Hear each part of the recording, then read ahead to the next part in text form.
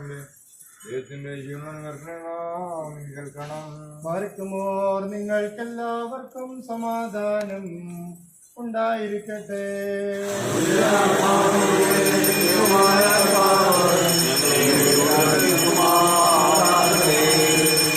ജീവൻ നൽകുന്ന പ്രഖ്യാപനമായ നമ്മുടെ കർത്താവായ യേശുമിശിഹായുടെ വിശുദ്ധ എവങ്കേലിയോൻ ലോകത്തിന് ജീവനും രക്ഷയും ഘോഷിക്കുന്ന വിശുദ്ധ ലൂക്കോസ് എവങ്കലിസ്ത എഴുതിയ സുവിശേഷത്തിൽ നിന്ന്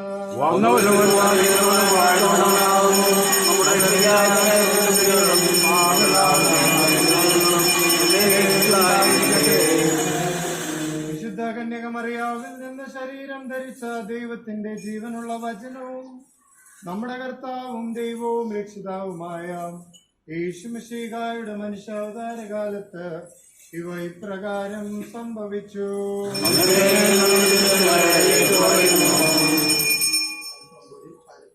പ്രകാരം പറഞ്ഞ ശേഷം യെരുശലേമിലേക്ക് പോകുവാനായിട്ട് മുന്നോട്ട് നടന്നു.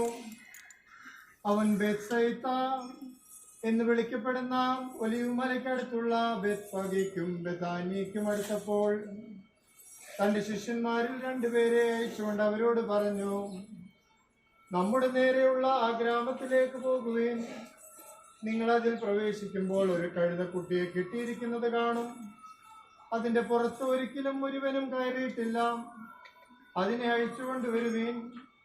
എന്തിനാണ് നിങ്ങൾ അതിനെ അഴിക്കുന്നതെന്ന് ആരെങ്കിലും ചോദിച്ചാൽ ഞങ്ങളുടെ കർത്താവിന് ഇതിനെ ആവശ്യമുണ്ട് എന്ന് പറയുവീൻ. അയക്കപ്പെട്ടവർ പോയി അവൻ പറഞ്ഞിരുന്ന പ്രകാരം കണ്ടു.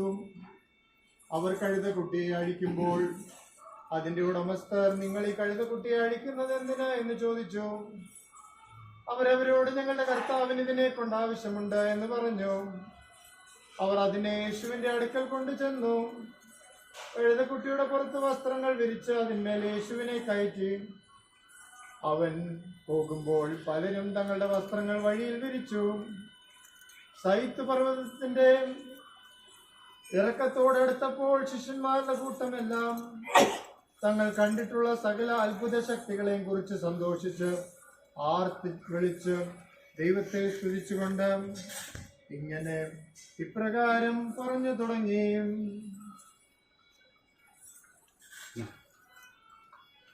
ഹോശാന, കർത്താവിന്റെ നാമത്തിൽ വരുന്നവൻ വാഴ്ത്തപ്പെട്ടവനാകുന്നു. കർത്താവിന്റെ നാമത്തിൽ വരുന്നതായി നമ്മുടെ പിതാവായ ദാവീദിന്റെ രാജ്യവും വാഴ്ത്തപ്പെട്ടതാകുന്നു. സ്വർഗ്ഗത്തിൽ സമാധാനം,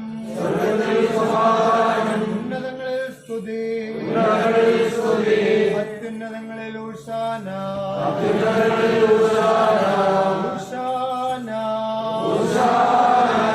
കർത്താവിന്റെ നാമത്തിൽ വരുന്നവൻ വാഴ്ത്തപ്പെട്ടവനാകുന്നു.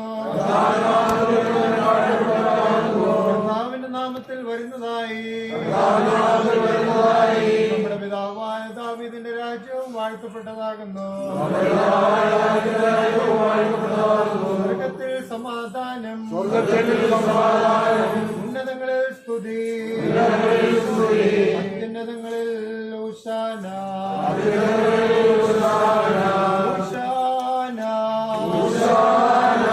കർത്താവിന്റെ നാമത്തിൽ വരുന്നവൻ വാഴ്ത്തപ്പെട്ടവനാകുന്നു. കർത്താവിന്റെ നാമത്തിൽ വരുന്നതായി നമ്മുടെ പിതാവായ ദാവീദിന്റെ രാജ്യവും വാഴ്ത്തപ്പെട്ടതാകുന്നു. സ്വർഗ്ഗത്തിൽ സമാധാനം, ഉന്നതങ്ങളിൽ സ്തുതി, അത്യുന്നതങ്ങളിൽ ഊശാന.